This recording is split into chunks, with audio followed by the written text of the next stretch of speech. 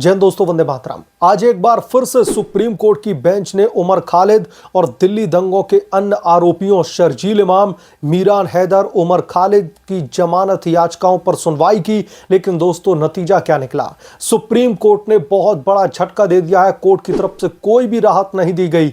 Justice Arvind Kumar और N V Anjaria की bench ने सुनवाई को अब 6 नवंबर तक के लिए टाल दिया है, यानी कि खालिद को जेल में ही रहना होगा। वरिष्ठ वकील कपिल सिब्बल ने उमर खालिद के पक्ष में जो दलीलें पेश की, जैसे कि हथियार कहां पर है, हिंसा कहां पर हुई, वो सब कुछ धरा का धरा रह गया। कोर्ट ने दोस्तों अभियोजन की दलीलें स्वीकार की कि ये दंगे पूर्व नियोजित साजिश थे और यूएपीए के तहत अपराध स्थापित हो चुका है। दोस्तों ये झटका उन एक्टिविस्टों के लिए तीसरा या फिर चौथा झटका है जो खुद को शांति प्रिय बताते हैं, लेकिन जिनके भाषणों ने दिल्ली को आग के हवाले कर दिया। क्या दोस्तों ये लोग अभी भी राजनीतिक कैदी का रोना रोएंगे या समय आ चुका है कि सच्चाई का सामना करें? सुप्रीम कोर्ट में इनकी जमानत याचिकाएं अब झटकों की श्रृंखला बन चुकी है। पहला झटका दोस्तों साल 2022 में दिल्ली हाई कोर्ट ने जमानत को खारिज करते हुए किया था। फिर सुप्रीम कोर्ट ने साल 2023 में सुनवाई स्थगित कर दी और फिर साल 2024 में भी राहत नहीं दी गई उमर खालिद को। और आज यानी कि 3 नवंबर को भी सुनवाई हुई, लेकिन फिर भी वही कहानी, कोई भी फैसला इस बाबत नहीं आया, यानी कि अभी खालिद को जेल में ही रहना होगा। सुनवाई स्थगित कर दी गई। जस्टिस अरविंद कुमार की बेंच ने अभियोजन की दलील मानी कि दंगे पूर्व नियोजित और सुनियोजित थे, एक बड़ा षड्यंत्र था। सीएए विरोध को शासन परिवर्तन की साजिश के रूप में इस्तेमाल किया गया। उमर खालिद के वकील कपिल सिब्बल ने दोस्तों जोर दिया कि चेरी पिकिंग हो रही है, यूएपीए का कोई अपराध नहीं है, हिंसा का सबूत कहां है? लेकिन दोस्तों कोर्ट ने कपिल सिब्बल की इन तमाम दलीलों को खारिज कर दिया। सिब्बल की यह दलीलें हमेशा ड्रामा वाली रही हैं, भावुक अपीलें लेकिन तथ्यों से परे। शर्जील इमाम के लिए भी यही हाल। उसके वकील ने नो ऑफेंस कहा, लेकिन कोर्ट ने साफ कर दिया कि सबूत मजबूत है। दोस्तों ये तीसरा या फिर चौथा झटका है। साल 2024 में ही कोर्ट ने कहा था कि दंगे कोई दुर्घटना नहीं, साजिश थी। कपिल सिब्बल ने ट्रायल कोर्ट की तेज सुनवाई पर सवाल उठाए, लेकिन जजों ने पलटवार किया। यूएपीए के तहत 5 साल हो चुके हैं, लेकिन साजिश के सबूतों को नकारा नहीं जा सकता।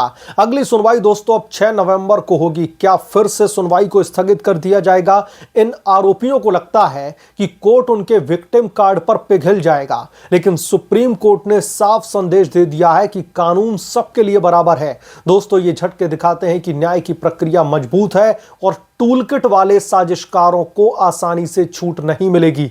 कपिल सिब्बल जो हमेशा विपक्षी नेताओं के लिए स्टार वकील बने रहते हैं, आज भी वो फेल साबित हुए। उनकी एक भी दलील नहीं चली। उन्होंने पूरी एड़ी चोटी का जोर लगा लिया आज खालिद को जमानत दिलाने के लिए, लेकिन नहीं मिली। उनकी दलीलें उमर पर या फिर कोई हिंसा का आरोप नहीं है, सिर्फ भाषणबाजी है, ट्रायल में देरी हो रही है, सब कुछ धरा का धरा रह गया। कोर्ट ने दोस्तों जवाब दिया कि भाषणों ने ही दंगे फैलाए हैं। सिब्बल ने शर्जील इमाम के केस में भी सेक्युलर प्रोटेस्ट का हवाला दिया, लेकिन अभियोजन ने साबित कर दिया कि यह प्रोटेस्ट वायलेंट आउटबर्स्ट के रूप में दरअसल इसको किया गया था। कपिल सिब्बल की यह ड्रामा क्वीन वाली स्टाइल अब पुरानी हो चुकी है। वो सोनिया गांधी की कांग्रेस के लिए लड़ते रहे हैं, लेकिन कोर्ट में तथ्य हार जाते हैं। क्या दोस्तों कपिल सिब्बल को लगता है कि यूएपीए को राजनीतिक हथियार बता करके वो बच जाएंगे? इसका जवाब है बिल्कुल भी नहीं। कोर्ट ने साफ कहा है कि पूर्व नियोजित साजिश थी, जमानत नहीं मिलेगी। उमर खालिद और उसके साथी खुद को डेमोक्रेसी सेवियर बताते हैं, लेकिन दोस्तों हकीकत यह है कि उन्होंने दिल्ली को ब्लड बाथ में बदल दिया था। उमर का जेएनयू बैकग्राउंड, वो तो टुकड़े टुकड़े गैंग का प्रतीक है जो देश को तोड़ने के नारे लगाता है। शर्जील इमाम का असम काटो वाला बयान, इनको हल्के में नहीं लिया जा सकता, इन बयानों को भुलाया नहीं जा सकता। दोस्तों ये इस्लामिक रेडिकलिज्म की बदबू आती है इनमें। मीरान हैदर और अन्य ने एंटी सीएए को कवर बना करके हिंदू मुस्लिम दंगे करवाए। ये लोग आज भी जेल से फंड इकट्ठा करते हैं, अंतर्राष्ट्रीय मीडिया को विक्टिम स्टोरी बेचते हैं। लेकिन दोस्तों सवाल यह है कि 53 मौतों का जिम्मेदार कौन है? जो 53 मौतें हुई हैं उनकी जिम्मेदारी कौन लेगा? निर्दोष हिंदू दुकानदार, मुस्लिम पुलिसकर्मी, सब इनकी साजिश के शिकार हुए हैं। दोस्तों ये इंटेलेक्चुअल्स नफरत फैलाते जाते हैं, लेकिन जब कोर्ट आता है तो फ्रेम्ड का रोना रोते हैं कि पुलिस उन्हें जबरदस्ती फ्रेम कर रही है। उमर खालिद की मां ने मीडिया में आंसू बहाए, लेकिन सबूत झूठ नहीं बोलते। दोस्तों, ये लोग समाज के लिए जहर हैं, जो लिबरल मास्क पहन करके रेडिकल एजेंडा चलाते हैं। सुप्रीम कोर्ट की सख्ती सराहनीय है, ये सुनिश्चित कर रही है कि दंगों के दोषी सजा पाएं, ना कि हीरो बने। क्योंकि जेल के बाहर मीडिया के तबके में एक तबका ऐसा भी है जो इन्हें हीरो बनाने की कोशिश कर रहा है।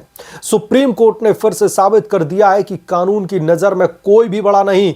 उमर खालिद को दोस्तों राहत ना मिलना, कपिल सिब्बल की दलीलें फेल होना है। ये झटके इन डिस्ट्रक्टर्स के लिए सबक है। 6 नवंबर की सुनवाई में भी यही होगा। स्थगित या फिर खारिज, दिल्ली दंगों का घाव अभी भी ताजा है और इन आरोपियों को जेल में ही सड़ना चाहिए, ताकि भविष्य में कोई भी शाहीन बाग 2.0 ना हो। क्या दोस्तों ये लोग कभी माफी मांगेंगे? इसका जवाब है शायद नहीं, लेकिन कोर्ट माफी नहीं देगा। न्याय हो रहा है और यह देश की एकता के लिए जरूरी है। दोस्तों, फरवरी 2020 में उत्तर पूर्व दिल्ली के शाहीन बाग और जाफराबाद इलाकों में जो दंगे भड़के थे, वो कोई आकस्मिक घटना नहीं थी। ये थे एक सुनियोजित षड्यंत्र का नतीजा। CAA NRC विरोध के नाम पर उमर खालिद, शर्जील इमाम और उनके साथियों ने मुसलमानों को भड़काया और हिंदू बहुल इलाकों में भी हिंसा फैलाई।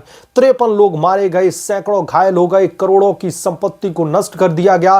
पुलिस रिपोर्ट जो निकल करके सामने आई है, जो इन्वेस्टिगेशन में जो तमाम रिपोर्ट्स आई हैं, वो साफ कहती हैं कि उमर खालिद ने 15 दिसंबर 2019 को जामिया में भाषण दिया, जहां पर उसने देशव्यापी हड़ताल का आह्वान किया। शर्जील इमाम ने अलीगढ़ में कहा कि भारत को काट दो, असम को अलग कर दो। ये एक्टिविस्ट नहीं, उन्मादी हैं, जिन्होंने धर्म के नाम पर नफरत बोई और दिल्ली को जंगल राज में तब्दील करने की कोशिश की।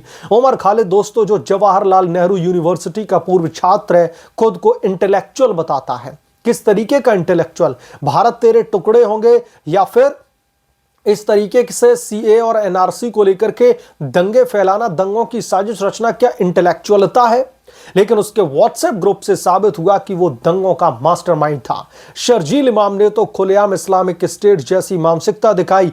मीरान हैदर ने कोर्ट में कहा कि मैंने शर्जील को विरोध स्थल पर न आने को कहा था, लेकिन वो सफेदीहीन झूठ लगता है, क्योंकि सबूतों से दोस्तों साफ है कि ये सब कुछ एक चेन का हिस्सा थे। इनकी आलोचना इसलिए भी जरूरी है क्योंकि ये लोग आज भी पीड़ित बनकर के मीडिया को गुमराह करने की कोशिश कर रहे हैं। कुछ मीडिया हाउस को गुमराह करने की कोशिश करते हैं, कुछ लोगों को गुमराह करने की कोशिश करते हैं, लेकिन कुछ तो ऐसे दरबारी मीडिया बन चुके हैं जो बिछे हुए हैं इनके लिए, इनके गुणगान करने के लिए, इनको हीरो बनाने के लिए, जबकि सच्चे पीड़ित तो वो निर्दोष नागरिक हैं जिनकी जानें चली गई। क्या दोस्तों कोई सच्चा ह्यूमन राइट या फिर एक्टिविस्ट दंगे भड़काएगा? जवाब है नहीं। ये तो बस राजनीतिक महत्वाकांक्षा के भूखे हैं, जो अल्पसंख्यक तुष्टीकरण के नाम पर देश को तोड़ने पर तुले हुए हैं। लेकिन अब जब जेल में इनकी कमर तोड़ी जा रही है, जब जेल में इनकी चूड़ियां टाइट की जा रही हैं, तो अब इनके दरअसल तकलीफ हो रही है।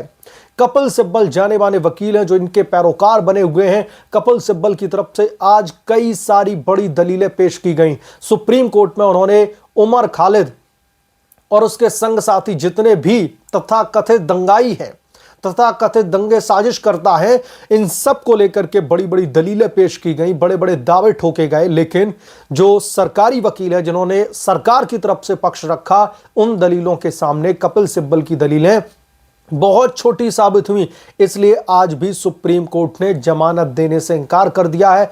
अब इस मामले की सुनवाई को 6 नवंबर तक के लिए स्थगित कर दिया है। अब देखना होगा कि 6 नवंबर को सुप्रीम कोर्ट क्या करता है। क्या सुप्रीम कोर्ट से उमर खालिद के लिए सजा का फरमान जारी होगा? जैसे ही इस बाबत कोई खबर आएगी मैं तुरंत आपके बीच में लेकर के हाजिर हो जाऊंगा। लेकिन उसके लिए आपसे गुजारिश है, आपसे विनम्र निवेदन है कि प्लीज चैनल को सब्सक्राइब कर लें और साइड में बने बेल आइकन को जरूर प्रेस करें, ताकि जब भी मैं कोई नई रिपोर्ट लेकर के आऊं, कोई वीडियो नया रिलीज करूं, तो इस बात की जानकारी नोटिफिकेशन के जरिए सबसे पहले आपको मिले।